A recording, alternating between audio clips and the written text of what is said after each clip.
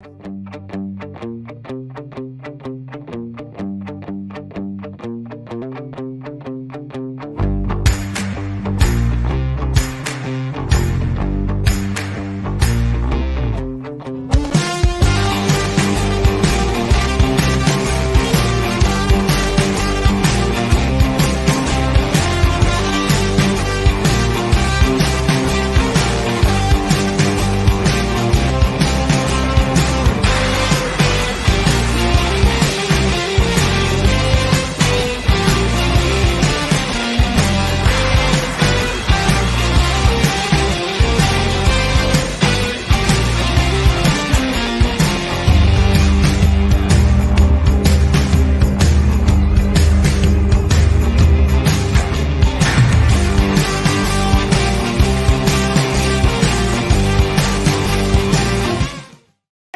on now, fellas!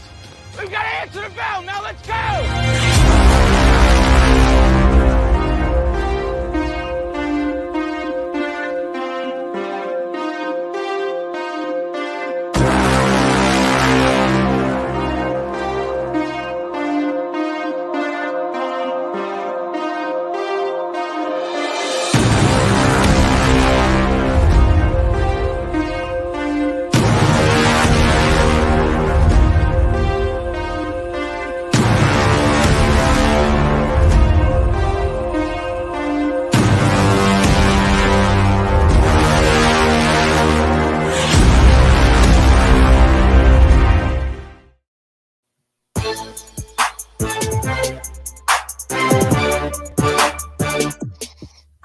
Hello, everyone. Welcome into Main Street Sports today, presented by Mid-Tennessee Bone and Joint. I'm Chris Yow, joined by Mo Patton, as you can see by the little pendants there. We have pennants. We won the pennant, Mo. It's easy to more, and we'll be a dynasty, right? That's right. Yeah. If we, depending on how many you win, I guess you don't have. It doesn't matter if you win them if you can create them, I guess. So, anyway, they're a little bit more legit if you win them, though. Yeah, you'd like to think. Man, what a good show we've got coming up today, and what a fantastic day it is outside right now. Again, I think we're going to be able to lather, rinse, repeat that for pretty much the rest of the week. Well, and I'm here for it. I understand that we are potentially in a little bit of a tornado watch. So, yeah, there's that. Well, I'll be in a gym for a while this evening, so hopefully get under the bleachers. Yeah. Whatever you got to do, just stay safe out there. But yes, the weather is going to be great for the rest of the week. I'm looking forward to it very much so, and looking forward to today's show because we have Heather Williams who's going to talk NASCAR with us as she does each and every Wednesday. We'll talk about the Busch Clash.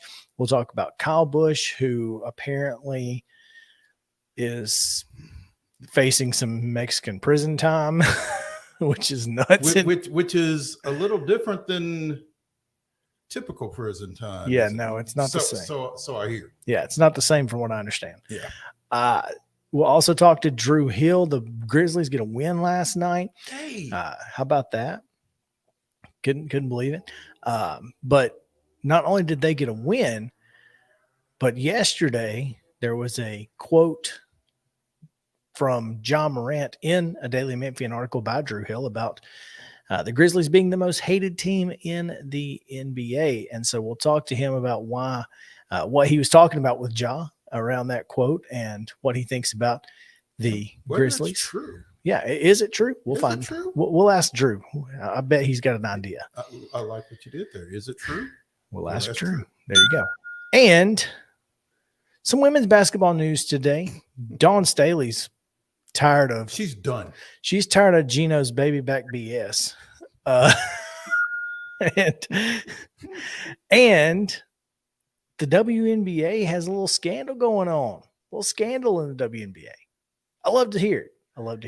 It kind of legitimizes them, doesn't it? Once you have a scandal, you're pretty much legit. Yeah, that's kind of what I think. So hey, So I'm looking forward It's to kind it. of like Georgia. When they're getting kids arrested, that's when they're back. That's right. So, there you go. yeah. So a lot to get into today. We're gonna dive in here in just a few minutes. But before we do that and talk about LeBron and all of the other things that we have to get to, we have to tell you yesterday's results and give you tonight's schedule on the rundown.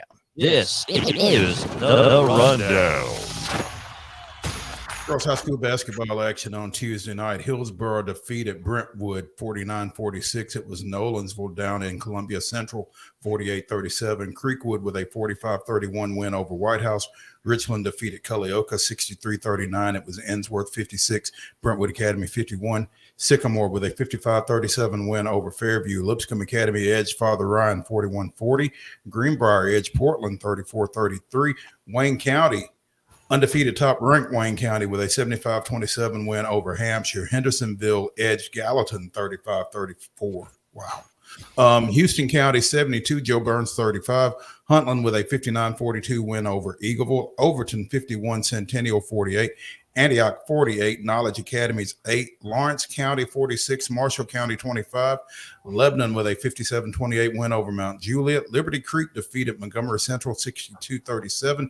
It was Loretto 68, Lewis County 24, Beach with a 70-31 win over McGavock. Murfreesboro Central defeated Community 38-28. Oakland with a 75-63 win over Rockvale. Tullahoma in a low-scoring affair defeated Page 36-32. Harpeth Hall with a 57-19 win over Pope Prep. Ravenwood 49, Summit 31. Rossview 67, Kenwood 25. Siegel 58, Riverdale 28. Stewart's Creek 76, Smyrna 20. Clark 74, Springfield 33. And Lincoln County 65, Spring Hill 51. You can find coverage of that one at mainstreetmurray.com. Christ Presbyterian down St. Cecilia 56-38. It was Station Camp 71, Hunters Lane 23. Summertown big over Giles County 65-26. Green Hill 61, Wilson Central 27, and Zion Christian 45-27 winners over Lancaster Christian. In district tournament play, Division II Class A District 3 quarterfinals, Columbia Academy down BGA 64-50. Behind 35 points from Matty Lewis. Take that. And coverage of that one also at mainstreetmurray.com. Right. And MTCS down Franklin Road Academy 58-27. In District 4 play, it was Good Pasture 40, DCA 37. Ezo Harding 55-20 winners over Friendship Christian, and Clarksville Academy 84-47 winners over Davidson Academy. Boys basketball on Tuesday night. Hillsborough with a 51-37 win over Brentwood. Hopkinsville, Kentucky defeated Clarksville Northwest 80-37.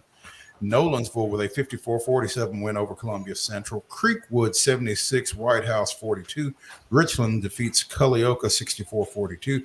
Brentwood Academy downs Ensworth 55-40. Fairview with a 70-63 win over Sycamore. Lipscomb Academy 47, Father Ryan 40. Martin Luther King 74, Glencliff 54. Greenbrier 51, Portland 38. Wayne County defeats Hampshire 84-43. White House Heritage 50, Harpeth 47.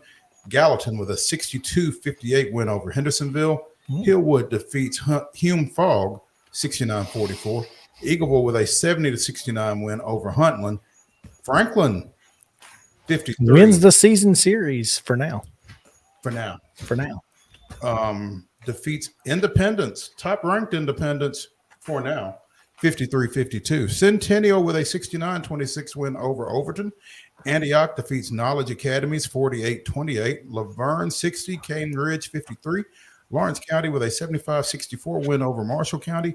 East Nashville defeats Lead Academy 86-56. Lebanon with a 51-47 win over Mount Juliet. Liberty Creek 66, Montgomery Central 40.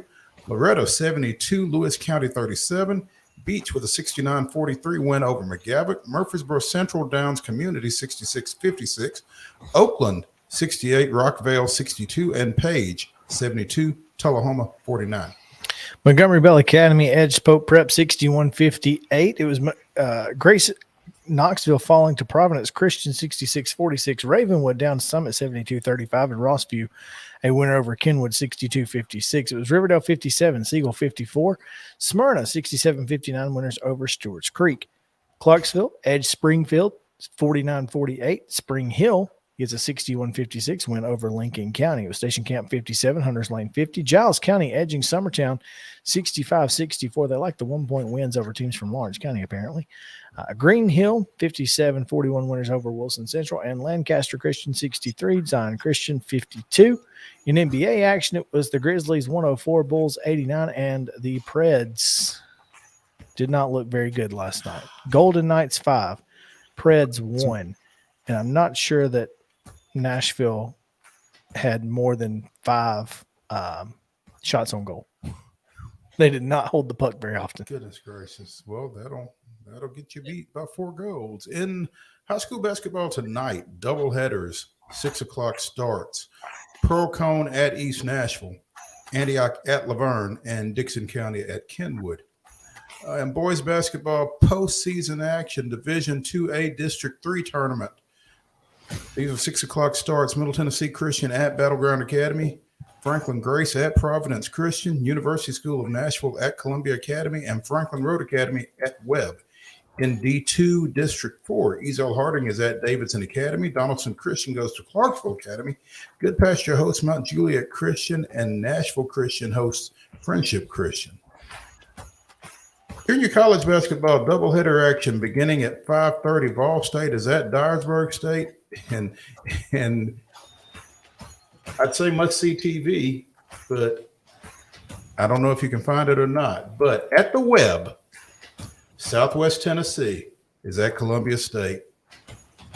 5:30 start for the women, men to follow, and there's never a dull moment when the Salukis and the Chargers meet. So men's basketball action tonight at the 4-year collegiate level. Tennessee comes to Memorial Gym, taking on the Commodores of Vanderbilt. That's a 6 o'clock start on the SEC network and on ESPN Plus. The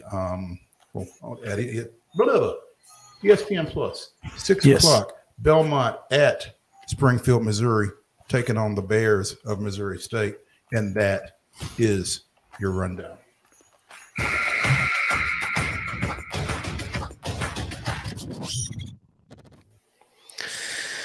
All right, we go to today's top story, which is the most talked about story of the day.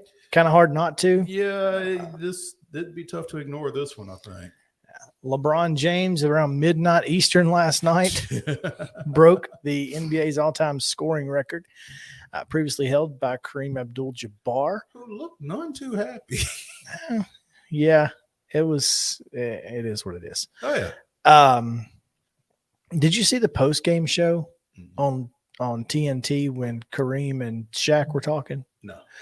So while Shaq was a Laker, Kareem basically ignored him, just straight up ignored him, and didn't. It kind of like what you think you see with this LeBron thing. I don't know what the animosity level is between Kareem and LeBron. I just don't know. I don't know if there is any animosity, and Kareem is just a complicated dude. And always has been. Yeah. I mean, he's just a complicated dude. I mean, doesn't say a whole lot. Very cerebral, very insightful, but very to himself. So going back to, well, basically, Shaq said the best thing that happened to me during my career in LA was you not talking to me, because all I wanted to do was impress you. And they basically talked about how, they didn't have beef with one another or anything like that. It was just, that's pretty cool. So I thought that was neat. Yeah. And so, I just think Kareem's just a weird guy and not weird in that he's not like a lot of other former superstars and want the limelight and want to be interject themselves into everything. Mm-hmm. Right. So there's a difference between maybe animosity versus I'm just keeping my distance. Yeah. Yeah. So I don't know how Kareem feels about it necessarily. A lot of folks just didn't want LeBron to have the record because it's LeBron. And I'm curious because I saw this question. Where does LeBron rank all time as greatest Laker? Oh, goodness. Because the caveat, as all-time greatest Laker, I don't think he's any higher than 5th. yeah. And Because, I mean, I'm not sure the order, but obviously Kobe, Shaq, Kareem, Magic. those are Lakers. Yeah. LeBron isn't really. LeBron is not a Laker. LeBron wears a Lakers jersey. Right. And he's probably the greatest player to ever wear a Lakers jersey. That's it. Look. I think he's in the conversation for greatest player of all time. Now, that's just me. Yeah. And I mean, it's a conversation to be had, but and again, where do you put Jerry West? Where do you put Elgin Baylor? Behind LeBron. Well, I mean, I don't think you can penalize those guys for playing in a different era, though. No, and that's, I tell people that all the time. You cannot talk about, is LeBron James overrated or underrated as opposed to, Wilt Chamberlain or whatever. The fact Where are you going to put Wilt? I mean, the fact is this. The fact is that Wilt Chamberlain played in a completely different era. If you put LeBron, who LeBron is right now, in that era, he would dominate the game. But if you put Wilt in this era with all the technology and all the training that you get going through, I think he would still dominate the game. If you can keep him away from those 10,000 women. Well, that probably a little easier these days. Technology. Technology would have ruined Wilt, unfortunately. I bet he's glad he played when he played. Two interesting tidbits that I saw out of this, or one that I dug up, but 7 of the top 10 all-time scorers in the NBA played for the Lakers at one time or another. Now, I'm not sure who those 7 are, but I believe we probably mentioned several most of them. Yeah. 2, LeBron surpassed Kareem in apparently 150 fewer games. Mm-hmm. Which is what, 2 seasons? Roughly, yeah. But maybe 3 with load management. Yeah, well. But LeBron hit 2,233 threes. The three-pointer didn't come in until halfway through Kareem's career. He hit 1. So I don't know. I mean, I don't think Kareem was going to be shooting. He wasn't going to be putting up a whole lot of them, but still. I mean, but it would have taken LeBron a lot longer to had get there there not been a 3-point line. If for 10 years he didn't have a 3-point line. Right. So, and I think that's a fair point. I think that has to be made if you're going to make the argument. Well, he did it in fewer games. Yeah. Well, yes, but he had a 3-point line, and that's kind of. The fact is, how about this? Pete Maravich didn't have a 3-point line. If Pete Maravich had a 3-point line, we'd still be talking about who the record holder is. Oh, goodness gracious. I mean, so there's a lot of nuance that goes into it. I thought it was an interesting conversation with where does he rank as a Laker, because I don't think he is in the top. He's probably in the top 6 because I think Jerry West is probably 5th. Mm-hmm. As a Laker. And now again, I think LeBron is right there in the top 3 conversation with greatest player of all time.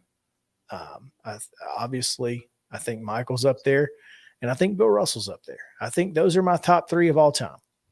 And again, 3 different eras. Mm-hmm. 3 different eras, 3 different players. And so for me, it could be 1A, B, and C. Because again, it's hard to compare the 2. And I'll tell you, I never was a Kobe fan, and I don't want to sound hypocritical in his passing, but you can't argue with what he did on the floor either. No. I mean, maybe he's in that conversation with Jordan, Russell, LeBron as well. The one player who doesn't get as much talk and greatest player of all time.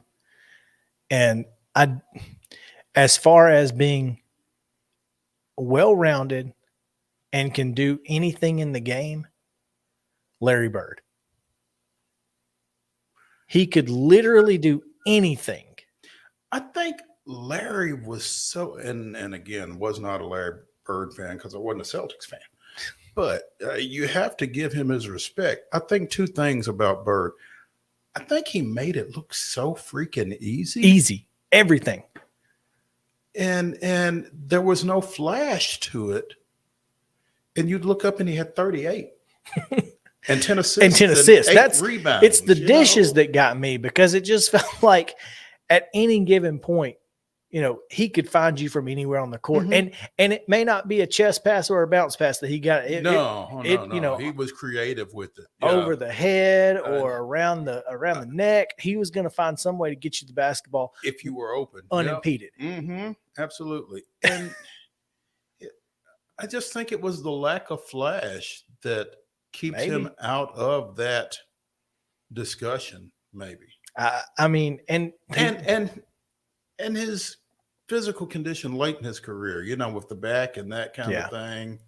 And he wasn't, and very few people are at the top of their game at the end of their career. But I mean, it felt like he kind of fell off a little bit late with the back. Yeah, it's unfortunate that he couldn't have played till the late 90s, 2000. Yeah. I mean, 20 years like a LeBron.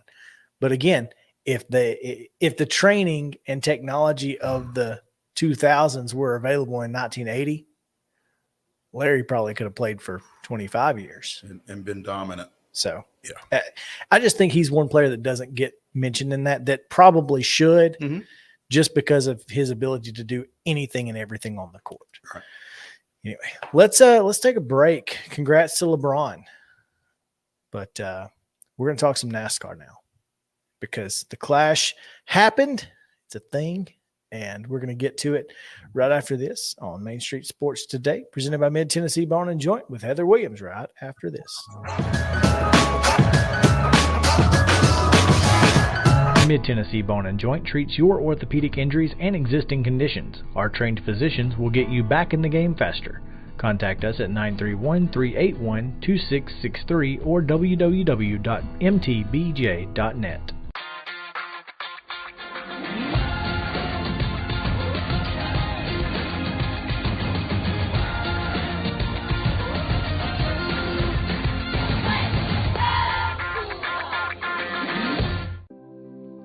Custom Stone Handlers supplies over 600 distributors and suppliers with quality stone products. Along with River Stone, we produce and distribute over 100 building, landscape, and other bulk products. Our goal is to provide quality products, service, and partnerships to ensure our customers' success.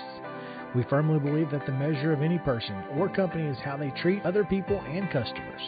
Give them a call at 931-490-4990 or visit CustomStonehandlers.com.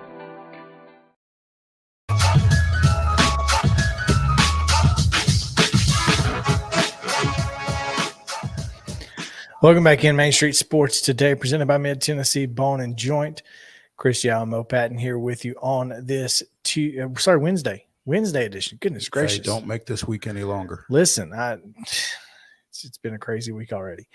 We've got a lot to get to and looking forward to it as we are talking a little NASCAR. The Busch Clash was this weekend, and it's going to be a lot of fun throughout the rest of the year as we talk to Heather Williams on Wednesdays, and we do that now. Heather, what's up? Nice jacket. Oh, you like that? Yeah, I'm at work. It's cold. It's I was using it as a blanket on the earlier call. So I hear you. I like that. Always cold. It's always cold inside the television station. I was listening to the end of your last segment, and I find it cute because there's one goat. I mean, there's one goat. She finds it cute. It's not LeBron. Listen, I'm in the Michael Jordan camp, but I think you have to give LeBron the respect that he's earned as just in the era he's played in. He's so big. He's so strong. He's done everything. So I give him respect as like the fourth best player of all time. Oof. I don't know about all that. Who behind? Well, definitely Jordan. Mm-hmm. probably Magic, and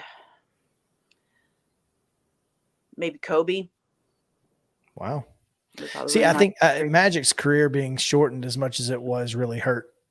But I mean, and Right, but when I obviously think, you go back and you watch him in his prime, he was the best player in the league. I well, think when you I have think to. about when I think about greatest of all times or greatness in players in any sport, you know, that's why I think that, just for instance, Tom Brady has the greatest resume of all time, but he's not necessarily the greatest football player of all time or even the best quarterback. Because when I think of GOATs, I think, what did you do to develop the game that nobody before you was able to do?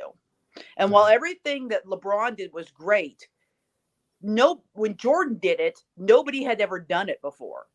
You know, that's why on my list, I have Dr. J probably higher than a lot of people did, because when he started flying and dunking and doing those things, nobody had seen that before. That wasn't a thing. Like he paved the way for Jordan, who paved the way for LeBron. And so LeBron is great as what he's done, but what has LeBron done that nobody before him did? Nothing.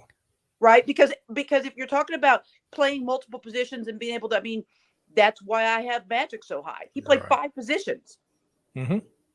I mean, when I think of Magic, I go back to his rookie year when Kareem was hurt and he stepped into the post to the 5 and scored 42 points in the championship series. I mean, that's and when you talk about guys who have done things that nobody ever did, I mean, when did you see a 6'9" point guard before Magic? So he made that what that is. I mean, he's amazing, and he's definitely a generational player, and definitely the best of this generation. But one of the things that annoys me, this is going to be my get off my lawn moment, is that everybody now thinks that now is the greatest ever.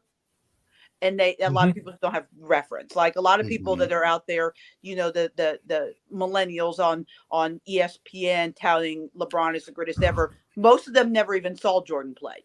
So how did they have a frame of reference? Right.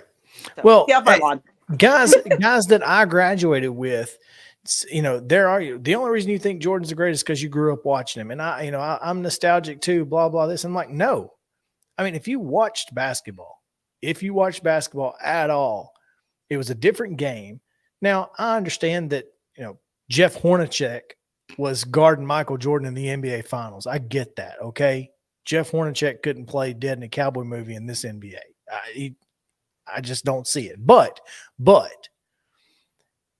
the way that Michael played the game, as far as his ability to change the dynamic of a game by himself at any given moment, is my end all be all, Heather, for Michael Jordan, is that he literally took over an entire game and beat a team of the greatest players of all time in that practice with the dream team.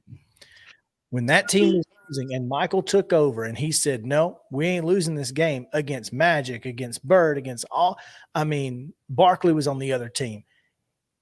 When you talk about the greatest 25 players of all time, all 5 of those guys are on it. He took over the game and won it.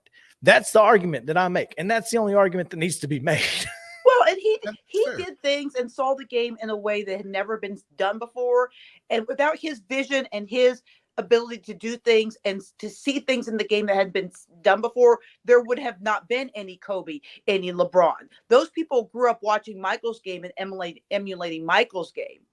If he hadn't done that beforehand, we wouldn't have even have had LeBron, because the game wouldn't have gone in that direction. There you go. Absolutely. So that's my soapbox. So now, there you go. We can talk NASCAR now. Well, and Jordan's a nice mainly the one thing. NASCAR. That's right, because he is a NASCAR owner. Yeah. Before we get into the clash, I just got to ask you about Kyle Busch. You picked him to win. I don't think he did not, in fact, win. He did not win, but he did. In fact, he did win an all expenses paid trip for 3.5 years to a Mexican jail.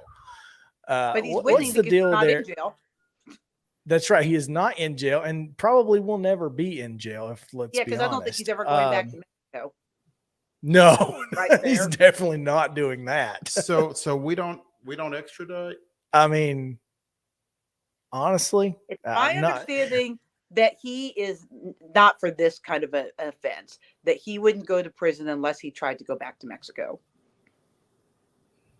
So, I mean, because really it's possession, right? I mean, it's gun possession. We wouldn't extradite somebody back to Mexico for some. Well, I guess that depends on the president. So that's probably not a fair statement. But generally, we don't extradite for minor crimes like that. So no, not unless. And we wouldn't ask for someone from Mexico to be sent to the United States to go to jail over a gun charge. Basically, right? Yeah. Okay. So. But the bullets he had in his bag were hollow points. That's a little interesting. I'm trying to figure out what the need. What was he going to shoot? What's he doing? Yeah. The whole so thing. Wild. The whole thing is so messy, and it's so funny because I was actually driving back from Charlotte when this whole thing was breaking, and friend of mine sent me a text. I was like, no, you have to read everything to me on the phone now because I'm driving and I need to know and I can't read right now. So, but it's crazy just because I mean, I guess he feels like he needs protection. You know, it was pointed out on one thread that I was at that he was in the Mall of America when that shooting happened about a year ago with his a little over a year ago with his wife and his son Brexton, and that was a very traumatic experience for him. So I guess he feels like he needs protection. The hollow points are a little odd because I don't think that's necessary, but there's also security firms and things when you have money as he does that you can hire. Yeah. So you yourself don't have to. It's kind of like if you got money. He didn't go to the store and buy those probably. Well, he might have. He actually might have. And actually, he probably didn't buy them because one of his team sponsors, Bass Pro, so they were probably just given to him. If I'm being completely fair, Johnny Morris probably just handed him a box of hollow points. But it's kind of like when somebody gets pulled over for a DUI and they have a lot of money. It's like, why are you driving? I mean, if Kyle Busch really feels like he needs protection, my question would be, why don't you have a bodyguard? And I know you don't want to have that. It doesn't feel real private, but these are the reasons why you do that. Why you have a body man, why you have a bodyguard, why you have somebody around you is that you don't have to get busted for bringing a gun into Mexico.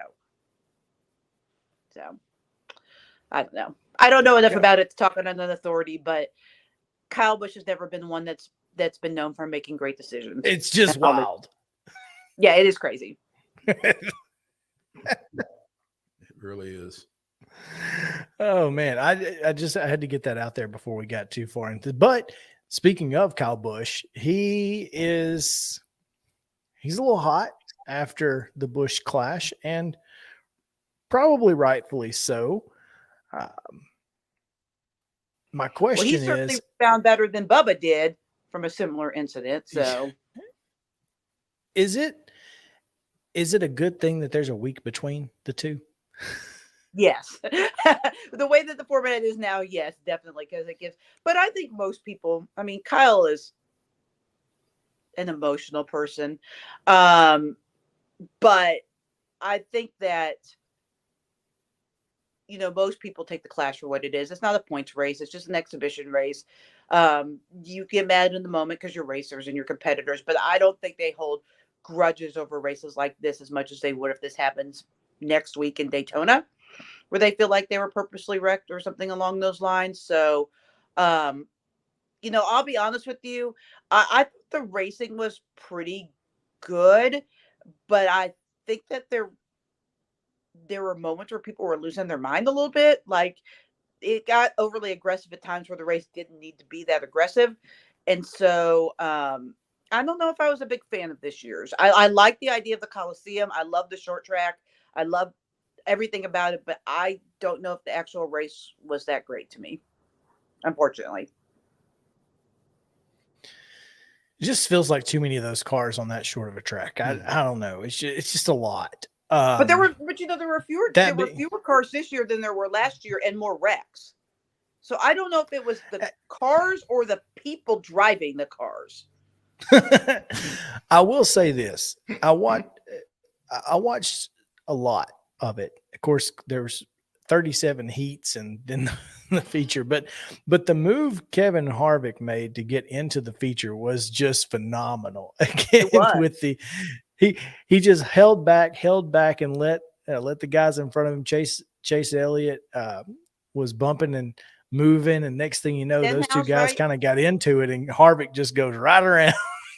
It was fantastic. It was a very much a veteran move, right? He recognized that there were two young guys acting like knuckleheads in front of him, and he just stood there and wait for them to wreck each other that he would get in, and that's basically what happened. He sat there and watched themselves out, and then cruised into the feature. I mean, that's a guy that's been driving for 20 years.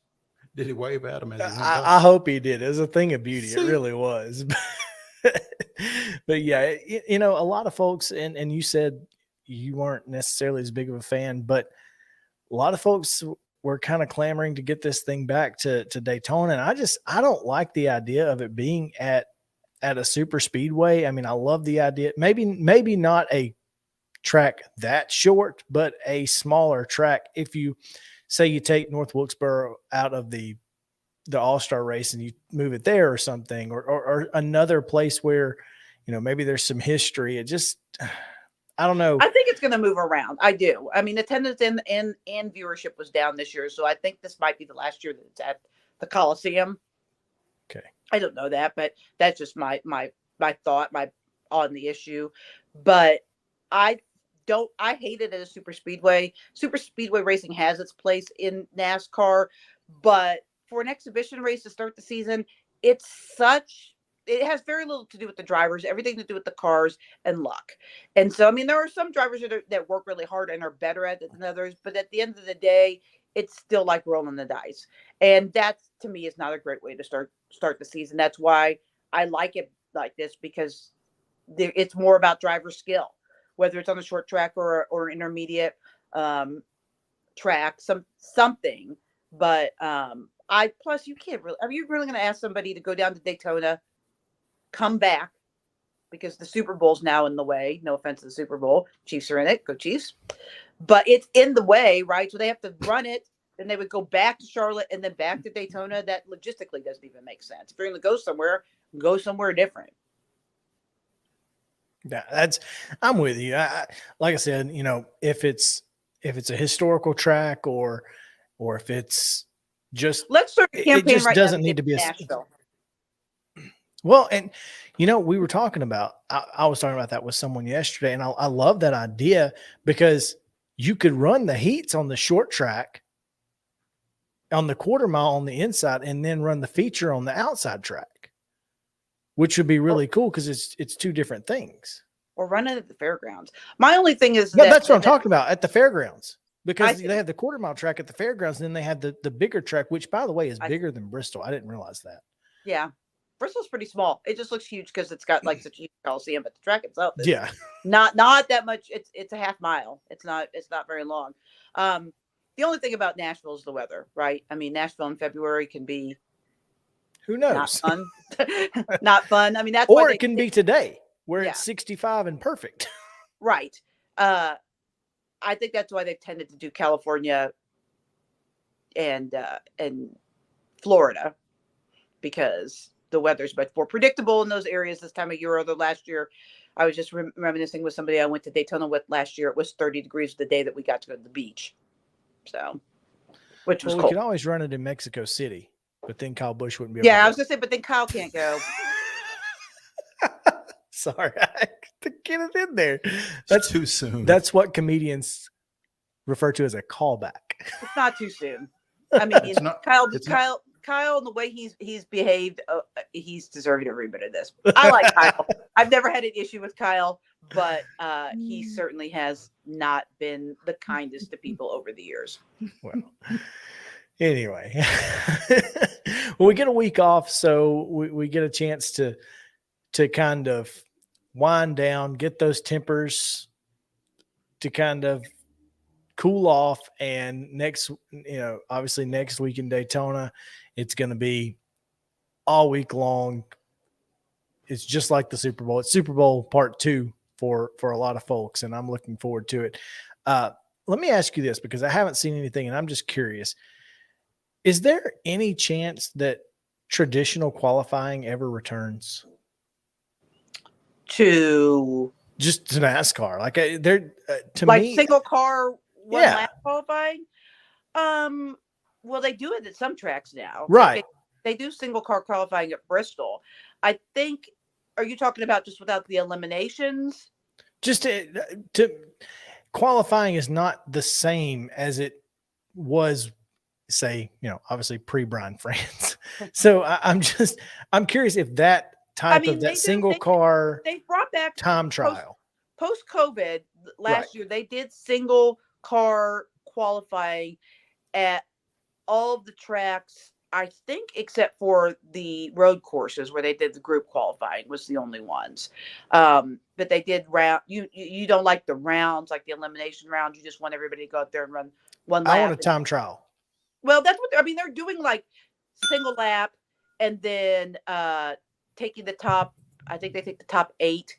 I think it might be dependent on the track, but they're somewhere around the top 8, and then they go out and run another single lap. I mean, that's give me 2 laps and let's go. That's probably never coming back. They are doing the single car, the qualifying, but I mean, I think the bigger issue is that practice is pretty much gone. They are not doing any practice at Daytona, with the exception of one practice on Saturday. So they're going to do qualifying and the duels without a single lap of practice. That is the practice. Yeah, except for if you're like Travis Pastrana and never been behind the wheel of a Cup car, that will be interesting for him. Poor fella. Yeah. So, and trying to make the race, right? Because he's got to race his way in. I don't think that the single. I mean, they're trying to make everything a show. Everything's got to be a show now. Right. I know you like single car qualifying, but there's not a lot of drama. And it ain't real exciting. So, I don't think that type of qualifying will ever come back, if that's your question. It's gone. Yeah. It's gone with Brian France. Well, we'll take that. If that's what it takes to get rid of him, we'll take that. You take the good with the bad. We'll make that trade. We'll make the trade. Heather, always a pleasure. We appreciate you being with us and look forward to talking Daytona next week. And we'll see. You want to talk about my Chiefs at all? We'll talk about it. We'll see. We'll see. The Chiefs, if the Chiefs win, we'll definitely talk about them. If they lose, we'll let you, just we'll leave you alone. Yeah, we'll leave you alone and let you talk race. 3 Super Bowls in 5 years and 5 straight AFC championship. Or sorry, 3 Super Bowls in 4 years and 5 straight AFC championship appearances. No matter what happens on Sunday, it's a good time to be a Chiefs fan. No question there. Enjoy. Fun as always, guys. We'll talk to you next week. That's Heather Williams, WCYB TV in Bristol. We will take a break, and when we come back, we will talk a little women's hoops as the drama. Talk about drama, plenty of it. So stick around. We'll talk about it right after this on Main Street Sports Today.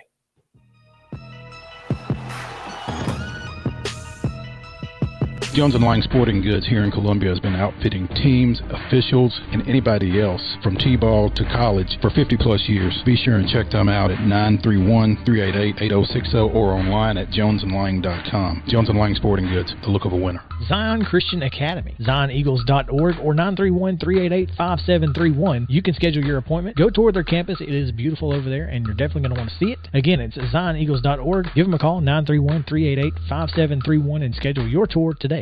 A game without a crowd is just a scrimmage. A performance without an audience is just a rehearsal.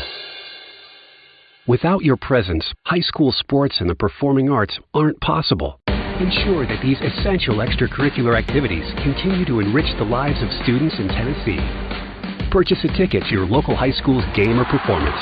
This message presented by the TSSAA. Mid-Tennessee Bone & Joint has been the official sports medicine provider for Murray County Schools for more than 40 years.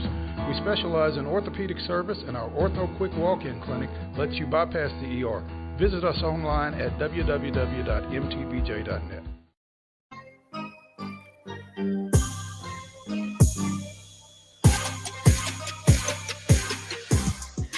Welcome back into Main Street Sports today, presented by Mid-Tennessee Bone and Joint. Mo Patton, Chris Yow here with you on this Wednesday edition. It's Wild and Wacky Wednesday, still to come, the weirdest and wildest news from across the world. And I have a new graphic to go with, so you know how the little newspaper. So we got the newspaper with the headline and a photo. I've got that in the slideshow now. So there will be some visual aids to go along with Wild and Wacky this week. Lord. Hopefully I'll be able to continue it, but I got bored today and I was like, hey, let's see what we can do. So yeah, it should be fun. But that is all coming up right now. Mo, a little drama in the world of women's hoops as there is a report out there. Now, this was a leaked report. This is not that WNBA hasn't announced this. They haven't even confirmed it, that the Las Vegas Aces are potentially under investigation for illegally paying players under the table and circumventing the salary cap as agreed to in the collective bargaining agreement by the players. Now, my question is, if you just paid them, we wouldn't have this problem. That's why I'm not terribly bothered by the allegations. No, not because they're probably not being paid what they should be anyway. So, and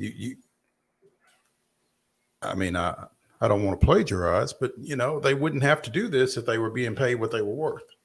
So, if you would just let them be paid whatever the market says they're worth, then wouldn't have this issue. Now, I will say this. It kind of harkens me back to the old Arena Football 2 days where in AF2, players were paid a salary of $200 per week. And if you won, you got a $50 bonus. That was your salary. Okay. And the Quad City Steamwheelers, who went 18-0 in year one, were paying players under the table. And in the kind of OG NIL down in Huntsville, any Tennessee Valley Viper that scored a touchdown and did their celebration or whatever in front of the Jerry Damson Honda sign got an extra $50 from Jerry Damson from Honda. Jerry Damson Honda. and honestly, I hated it because not everybody was cheating and we weren't cheating. So I didn't feel like we were trying in Birmingham. Mm-hmm. And that kind of upset me. But you can't be mad at the players for getting the money that they are owed and deserve. If somebody's willing to give them the money, are they not supposed to take it? Well, and that's a great question because they are saying that the player would be penalized in this potential scenario, and I'm just not sure. No, I can't. I can't take that $100,000. I'm sorry. No. I'm taking the money. Pay the players. Pay the players. That way you ain't got to worry about it. How about that? How about that? Cash me outside. Okay. So anyway, I just thought that was. It's an intriguing situation. Yeah. We talked about it. We talked about Candace Parker leaving the Chicago Sky and Alicia taking Clark. the league minimum, and Alicia Clark leaving the Washington Mystics, and a couple. Now maybe it makes a little bit more sense. A couple big name players headed to New York. Breanna Stewart and the shooter. Crap, off the top Courtney of my head. Vandersloot. Yeah. You don't think that they're probably doing the same thing? So maybe it's not just the Aces. The Aces owned by Raiders owner Mark Davis. Which is phenomenal.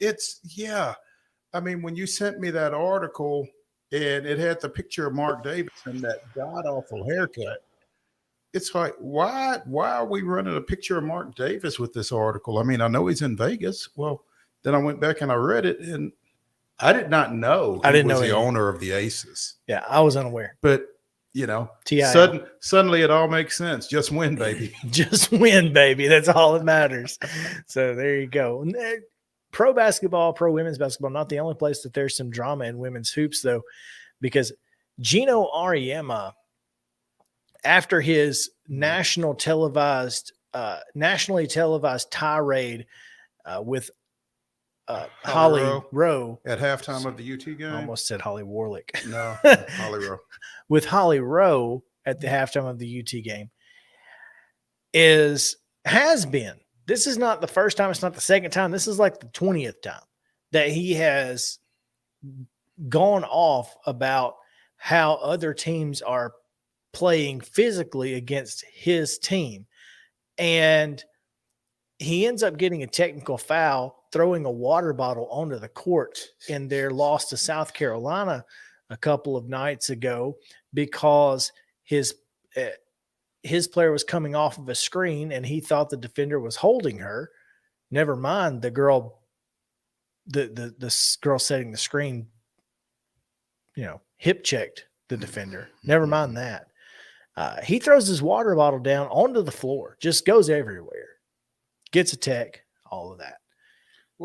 Well, he should. As he should. And after the game, I don't think it was in the post-game presser.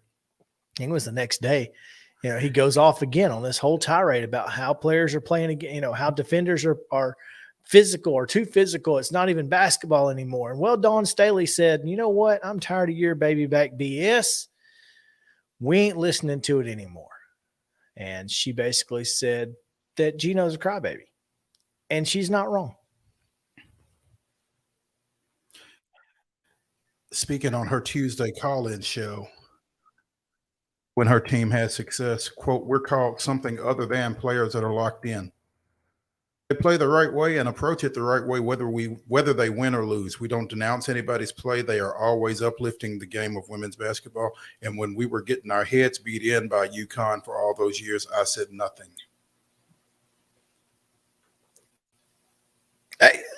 That's the thing, is basketball is not a non-contact sport.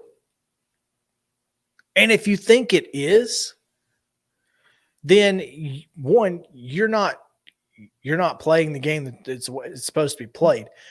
But for so long, and this is exactly what I said in the Tennessee game. For so long, UConn has gotten away with playing that way. And now that the script has flipped, Geno's mad about it. Sure is. You're not on the mountaintop anymore. And you're not the golden child that gets protected no matter what. And he's struggling with it. Article in the Greenville News goes a little deeper than this article on ESPN, I guess. Well, let's hear it. After the game, Geno made the comments, I just couldn't keep any longer. I just couldn't keep quiet any longer. The technical was stupid, but I didn't say anything for a long, long, long time. If you want to bring his post player in and you can see the bruises on her body, it's just appalling what teams do to her now. It's not basketball anymore. I don't know what it is, but it's not basketball. There were 44 fouls called in the game, 23 against UConn, 21 against South Carolina. The most fouls that have been called against South Carolina in any game this season. That sounds, and I'm not the foul's got to be equal for it to be. No. That's not who I am. Fouls aren't necessarily going to be equal. They shouldn't. There shouldn't be an expectation that fouls be equal. Right. If one team is playing more physically than the other one, then one team's going to get called for more fouls than the other. Unless they make an adjustment. Which rarely happens, by the way. We've been called so many things, and I'm sick of it. I'm sick of it because I coach some of the best human beings that the game has ever had. We've been called thugs. We've been called prisoners. We've been called monkeys. We take this very seriously, being the number one team in the country, being a team that young people will look at and want to emulate. We set the example of how you do it and do it the right way. I'm not going to stand down when you're going to denounce how we play, because you're denouncing our national championship.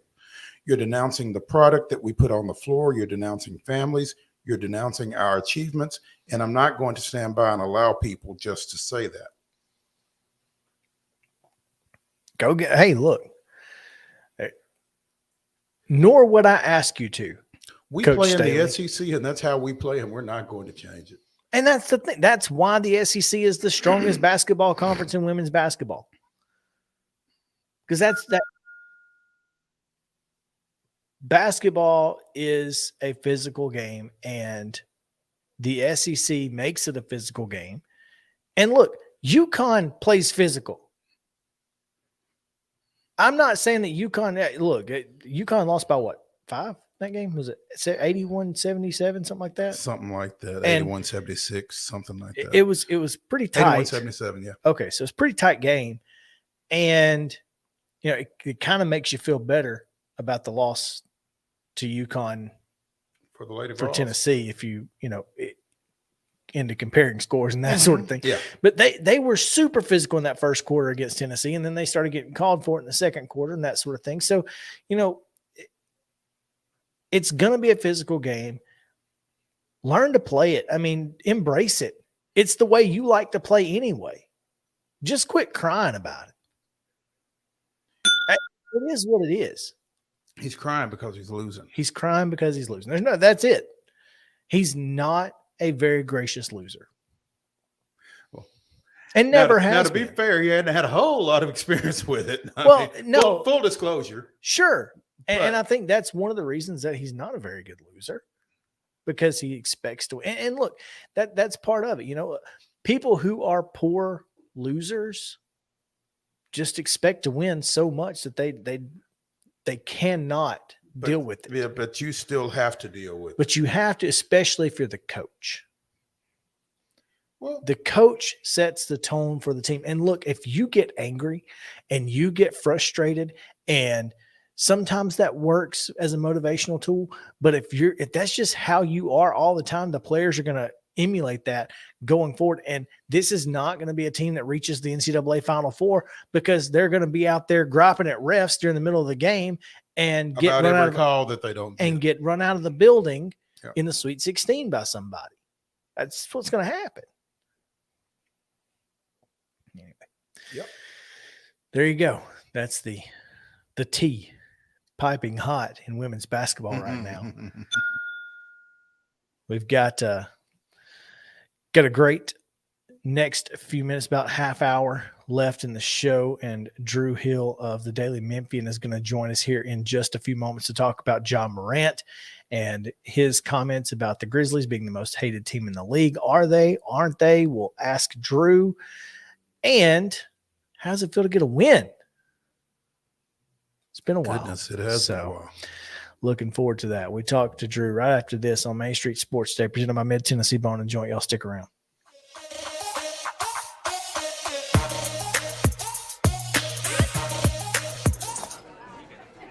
You've been putting back a few, and a few becomes a few too many. For a moment, you think about calling for a ride. Nah, you live nearby. What's the worst that can happen? You get pulled over, your insurance goes up, you lose your license, you total your car, you kill someone. It's time to get tickets for the Nash Vegas Casino Night at Auction presented by King Jewelers. It's Wednesday, February the 8th at Bridgestone Arena. This year's theme is reverse retro, so break out the Musters jerseys and Y2K fashion. Challenge Roman Yossi to a game of blackjack, or join Ryan McDonough as he rolls the dice at the craps table. Mix and mingle with the players and Preds personalities while bidding on auction items and tasting food from local restaurants. All proceeds benefit the Preds Foundation. Visit NashvillePredators.com/gala.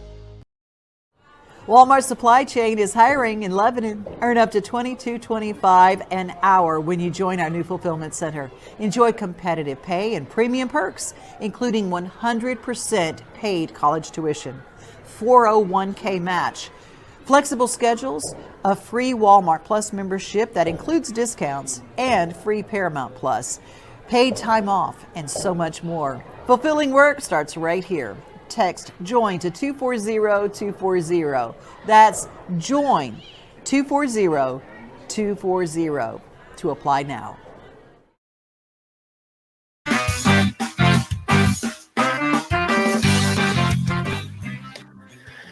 Welcome back in Main Street Sports Today, presented by Mid-Tennessee Bone and Joint. Chris Yow and Mo Patton coming to you here on this Wednesday edition as we are getting ready to talk a little bit of Memphis Grizzlies. A lot of basketball today. We've been talking football a lot this week for it to not be football season. No, we haven't talked much about the Super Bowl, but we will. Oh, yeah. We'll get there tomorrow and Friday for sure. Looking forward to that. But we are going to go west, young man, to Memphis, where Daily Memphis Grizzlies beat writer Drew Hill joins us to talk about the most hated team in the NBA, according to John Morant. I've been on social media. I see some of the hate. He may not be wrong. Drew, your thoughts? No, they definitely have their detractors. I think that's part of what happens when you become a good team. It's part of what happens when you talk trash, and the Grizzlies are honest. They'll tell you they talk more trash than the average NBA team. It was interesting because Jenkins, the coach, got asked about this yesterday before the game. He said, this is kind of part of our evolution. This is the next step for us. Like, we have that target on us now. We're not sneaking up on anybody anymore. When you talk the way that we talk, we have to find a way to back it up. And so, yeah, I think I don't know if I can go quite as far as to say they're the most hated team, but they definitely have people that dislike them, and other teams definitely dislike them. So I do believe all that to be true. It's funny, I asked Brevin Knight, former Grizzlies player, good NBA player back in the day. He sits next to me at the Grizzlies games. He does TV for Bally Sports. And I said, what do you make of this hate thing? And I thought he made a really good point to me. He said, when you're the underdog, talking trash is cool because everybody's cheering for you because everybody likes the underdog. But when you're the team that's finally arrived and you're expected to be one of the best teams in the West and you're talking trash and you're not playing well, it's not so cool anymore. And so you get a lot more hate. And, I think that it is I can understand why people don't like the Grizzlies, but everybody loves a good villain in the NBA. Why don't the Grizzlies just lean into it and just be that sort of team? That's how I sort of break everything I down. feel like they pretty well are leaning into it, Drew, but I saw a tweet yesterday at Amir Talai, Talai. I'm not sure who he is, but he's got a blue check. But it says, when you want all the smoke, but when it comes, you coughing and wheezing and asking why your eyes are burning. I mean, what was it, a year ago, 2 years ago, when the Grizzlies declared that we want all the smoke? Well, here it is. Here it is. Put on your masks. The problem is that the smoke they're getting is from the dumpster fire they've been over the last 2 weeks. Or 3. Yeah, no, winning basketball games fixes a lot, I think. Right. It really does. And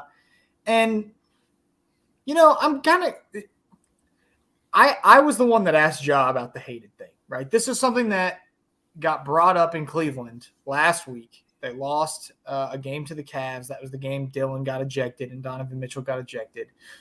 And a Cavs reporter, if I knew his name, I would mention it, but it asked Ja about, about being hated. And he had said, we're the most hated team in the NBA. And he said, why?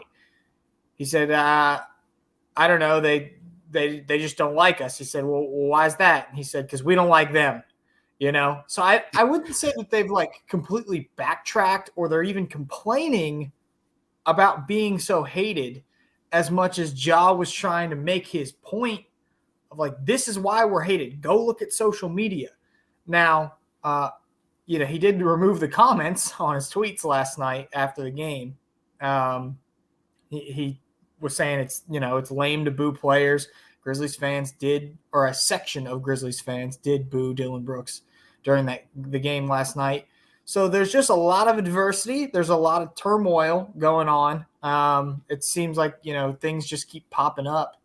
And as you mentioned, if you just win basketball games, I think a lot of this goes away. They need the All-Star break desperately, though, at this point. Like you're a few games away. Just get a quick break, try to regroup, come back and see what you got. Speaking of Dillon Brooks, any chance that he's on this team past the trade deadline? Yeah, I think there's still a good chance that Dillon Brooks is on the team past the trade deadline. You got to be careful being reactionary, I think, in a long NBA season to a bad stretch. Like Dillon Brooks' last 15 games have been the worst 15 games he's had shooting in his career. He would tell you and be honest that he's in like a crazy slump, a bad spell at the moment. He's not this bad of a shooter usually, but he has not been very good. And Grizzlies fans have sort of lost patience with it, or a large chunk of Grizzlies fans have lost patience with it. But you can't underestimate the fact that the Grizzlies themselves, that locker room, has a lot of respect for Dillon Brooks because he does the things that the other guys don't want to do. He defends the other team's best player every single night. He is the heartbeat of the team. He's not afraid to do the dirty work, and he's the agitator on their team. And he matters from an emotional perspective. And so, and again, like he's going to be an unrestricted free agent this summer. So you do somewhat risk him walking away for nothing if you don't trade him by that point. But it didn't sound like earlier this season the Grizzlies had any intention of trading Dillon Brooks. I'm not saying that they're not going to. I think certainly if they're trying to make a move for OG Anunoby or another upgrade on the wing, I don't think Dillon Brooks would be a deal breaker in something like that. But I think that there's still a very good chance he could be on the team past the trade deadline. Yeah, I think that his free agent status was kind of why I was curious. But if the Grizzlies feel like they can retain him for the future, I obviously think Dillon Brooks has some improving to do on the offensive side of the floor. But with all of the other things, the intangibles that he brings, and of course the defensive side of the basketball, I think you got to have a guy like that no matter what offensive, what he may or may not provide on the offensive end. That being said, you got to have a little self-awareness too, and not try to do too much on the offense when you're not having a good stretch. So there's that. But I mean, I was just curious, and I'm glad to hear that because I do think that Dillon Brooks, as a Grizzly, just makes a lot of sense. On top of that, on top of the 15 games that Dillon Brooks has had poor, the Grizzlies just haven't been playing well, but they're still right there in the thick of things. They're sitting in, almost at the top of their conference. They're in a good position, and if you're going to have a stretch like this, better now than later. Yeah. They need to get healthy first and foremost. Yes. It's incredible the difference that Steven Adams makes when he's available for the Grizzlies, because they are the number one team in rebounding in the entire NBA when Steven Adams is available. Even when Steven Adams is available and he's not on the court, the Grizzlies are the 28th best team in rebounding. So they really struggle to rebound without him. As good as Jaren Jackson Jr. has been over this stretch, a first-time All-Star, he's playing incredible on defense. I think he's actually very deserving of being an NBA All-Star, although I know some people felt other players got snubbed. He's not been a great rebounder historically in his career, and so they are missing a piece without Steven Adams. They really need to get Steven Adams healthy. They played games without Desmond Bane during this losing stretch. They've played games without Ja during this losing stretch. When their starting five is healthy, this team is pretty good, but their depth this year has really hurt them. It hasn't been the same as it was a season ago. And so when everybody's not together, everybody's not playing, this is a team that has really struggled, and especially struggled to close games. Another big part of this losing streak is that they have not been able to get over the hump. They did last night, but in these fourth quarters, they're the number one scoring team in the third quarter in the entire NBA. They're 28th in the NBA in fourth quarter scoring. So they've lost a lot of close games. They've come up just short in a lot of games. They haven't been healthy. They've had a lot of things not going their way. They had, off the court stuff with Ja. They've had Dylan Brooks being suspended and missing a game. And they had the little thing with Shannon Sharp. Like it's been chaotic, hectic, whatever word you want to use over these last couple of weeks. They got to find a way to. And they're 33-21. Yeah, and find a way to get it together and get back to winning. Yeah. Drew Hill of the Daily Memphian joining us here on Main Street Sports today, presented by Mid-Tennessee Bone and Joint. You can follow him on Twitter at @DrewHill_DM.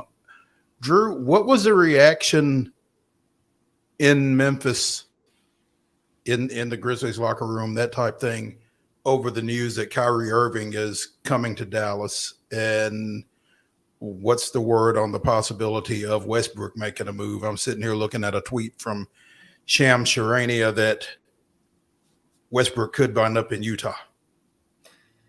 As far as the Kyrie thing goes, I don't think, from a Grizzlies perspective, they haven't talked much about it. The players haven't talked about it, or the coaching staff.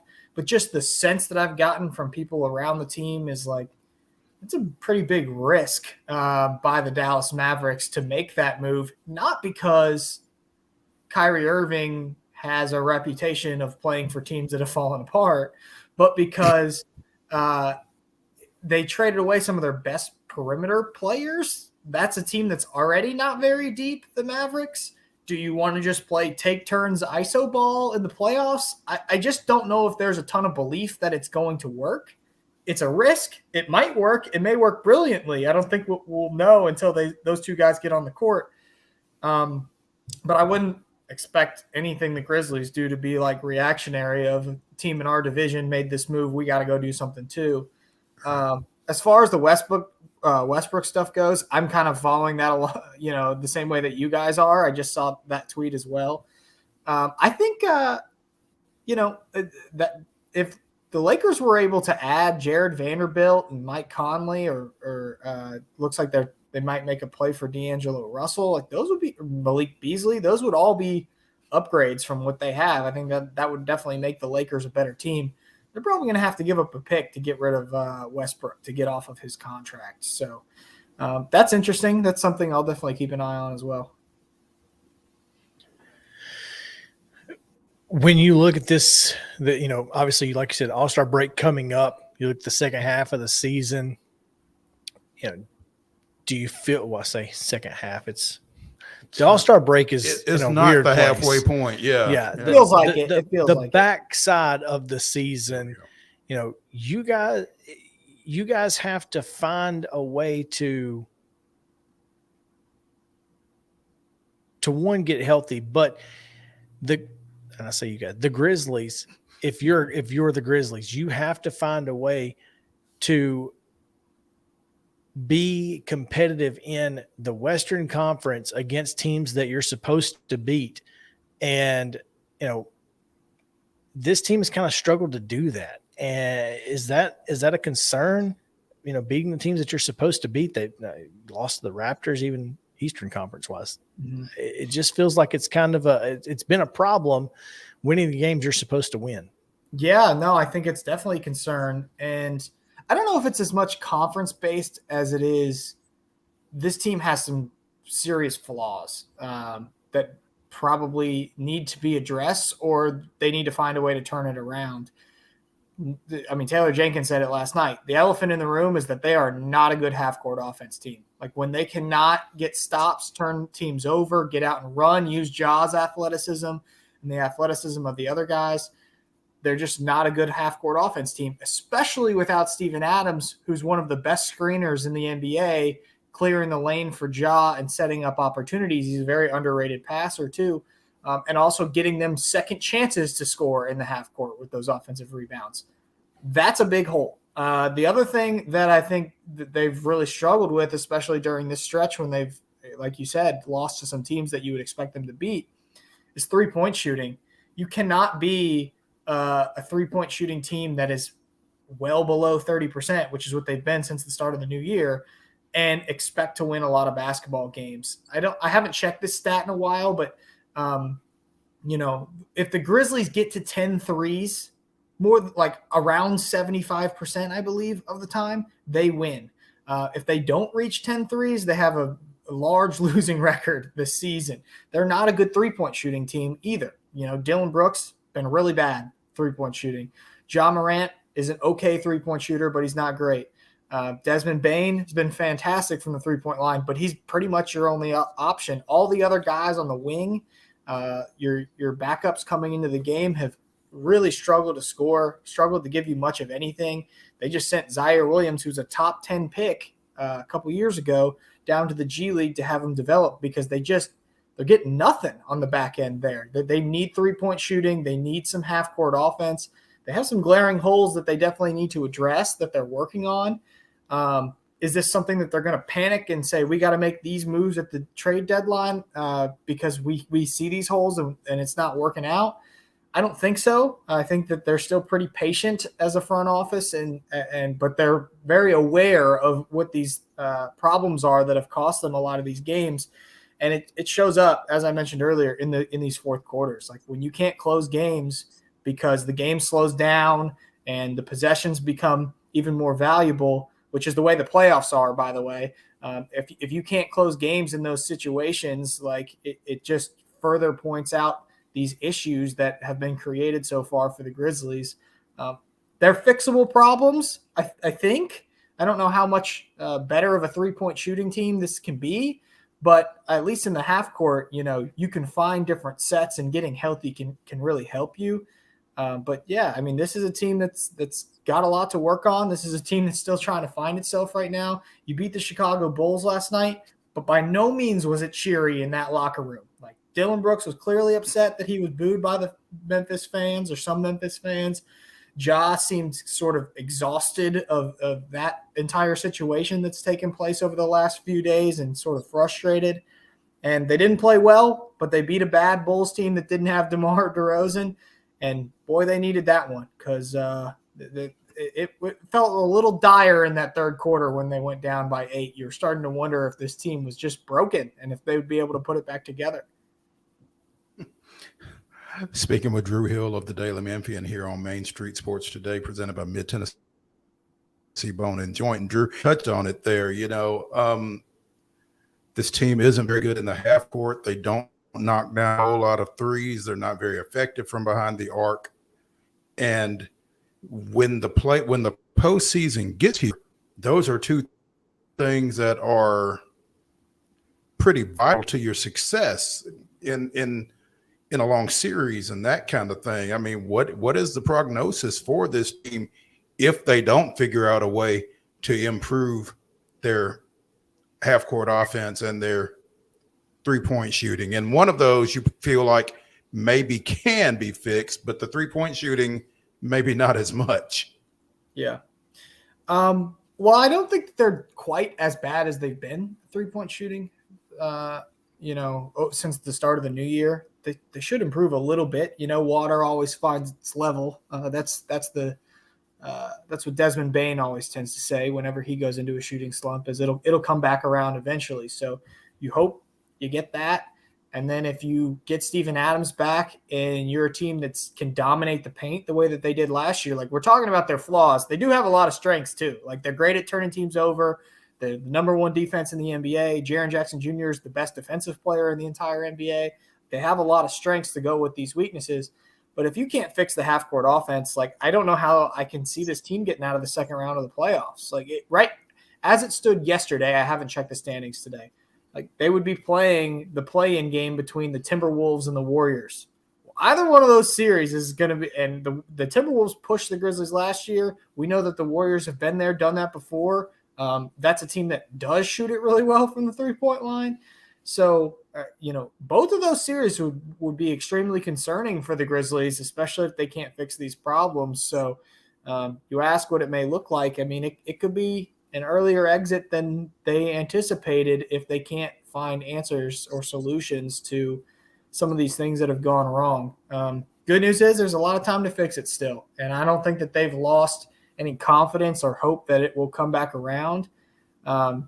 if there's one great thing about this team that makes them might add to that hated category, is that they have this level of confidence that just does not go away no matter, how bad things may be at the moment.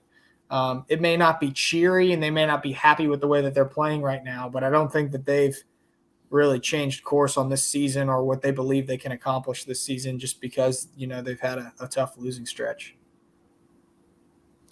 Drew Hill of the Daily Memphian joining us here on Main Street Sports Day, presented by Mid-Tennessee Bone and Joint. If you're curious what a day in the life of a Memphis Grizzlies beat writer is, go follow him on TikTok. And make sure you pin that video. I'm surprised you brought – so I sometimes use TikTok, but my girlfriend is like real into it. She's like wanting to start posting TikToks. And she was like, you spend so much time around these guys that people – you need to do it. You need to start posting. And so I did it. I did that. I posted it on TikTok, and I don't know how all these people are seeing it because I have like 3 followers, but somehow all these people have started to see this, whatever the algorithm is, and people keep bringing it up to me. I also posted one with Giraffe, the giraffe at the Memphis Zoo. I got 2 stuff over there. You're contacting my phone, so I got it, from your contacts, Drew Hill. That's how I saw it. Okay.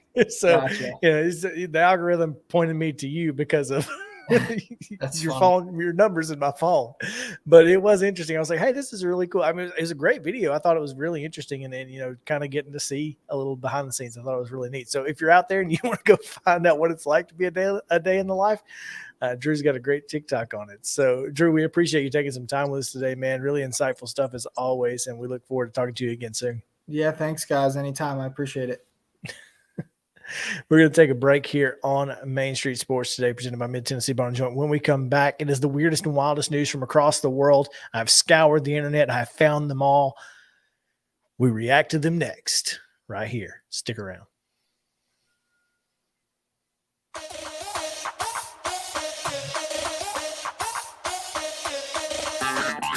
This is Chris Yow with Main Street Sports Today. Every show, Mo Patton and I welcome friends from all across the sports landscape, from high school coaches and reporters to national, college, and pro sports personalities. You never know who might stop by for a chat.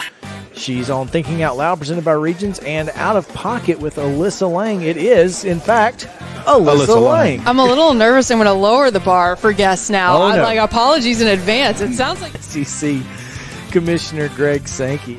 Got that radio voice. I know. It's a good sound. Thanks for radio too. As do we. And then here's the other thing. You guys, you're spot on with the name. Everybody wants to be on Main Street. Everybody wants to be on Main Street. So, and we reach every main street in Middle Tennessee, Coach. Yeah, that's it. So Perfect. When you are on Main Street and you are moving, you gotta love it. Like you're moving. I was impressed. I'm glad someone.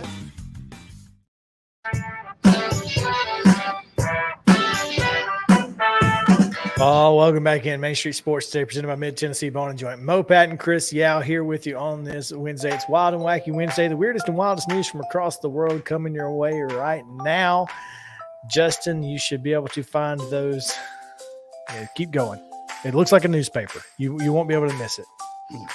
Look at there.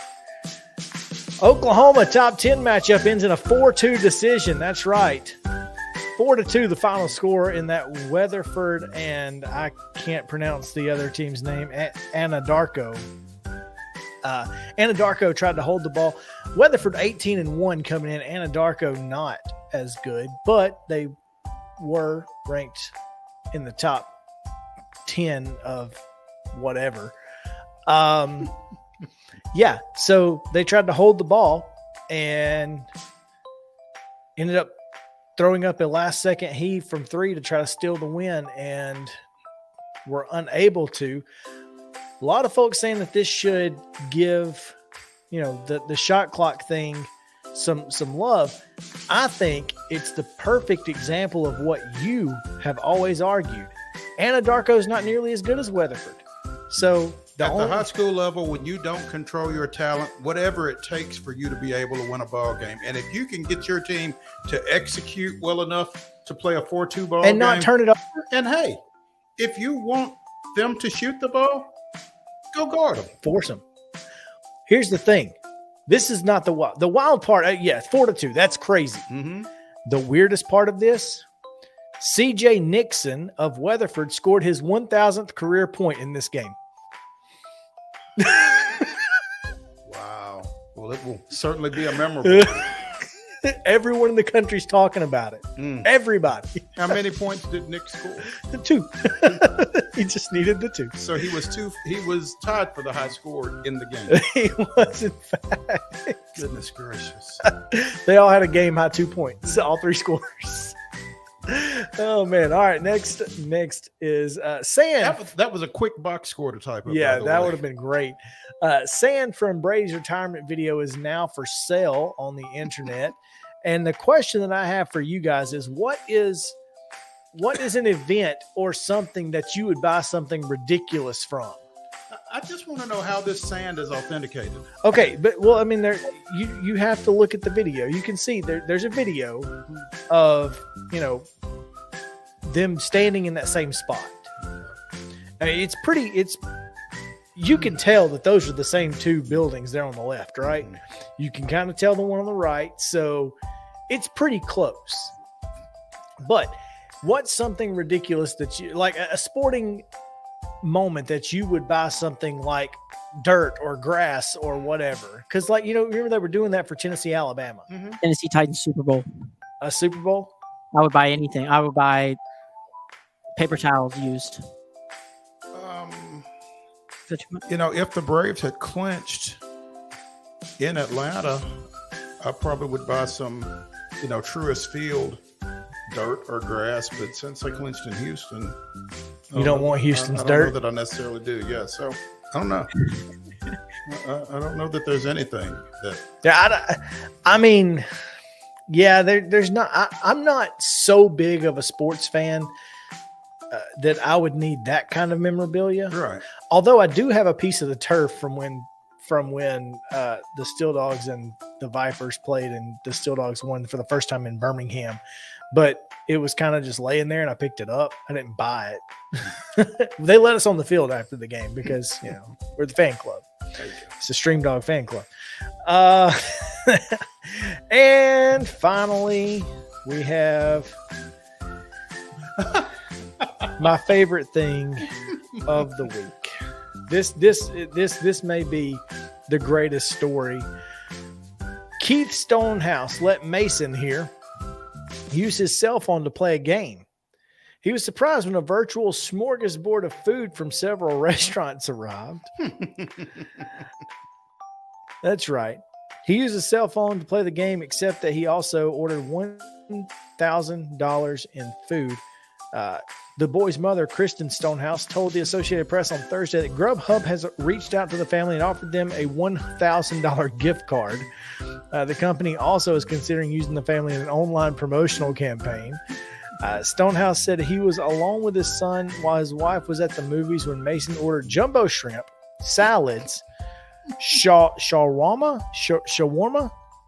I have no idea what that is. And chicken pita sandwiches, chili cheese fries, and other foods that one Grubhub driver after another delivered to their Chesterfield Township home. That's pretty amazing. He said, I don't really find it funny yet, but I can laugh with people a little bit. It's a lot of money, and it kind of came out of nowhere. He said that his son ordered from so many places that Chase Bank sent him a fraud alert, declining a $439 order from Happy's Pizza. Is there a place you could order $1,000 in food from? I'd have to think about it, but yeah, probably. I mean, like this weekend, I could probably order $1,000 of B-dubs or something. I don't know if I could order $1,000 B-dubs. I mean, I'd have to have friends, right? You, Justin? Yeah. What friends? What do you people? Y'all have friends? Y'all have friends? Y'all are getting paid? Wait, we all have friends? Yeah. I tell you what, if you order enough wings these days, yeah, in this economy, they're $1 a piece, pretty quick. Yeah, if not more. Yeah. Exactly. You just get like a couple friends, which I have. You definitely, which I definitely have. I definitely have friends, I swear. Different school, but they're there. They go to a different school. You wouldn't know them. Yeah. Oh, that is weird. Wild and wacky news here on Main Street Sports Today, presented by Mid-Tennessee Bone and Joint. We'll be back tomorrow at 2 o'clock, Coach's Corner, and much more. So stick around and hang out with us all day long tomorrow, starting at 2 o'clock. Until then, we say adios, Kyle Busch.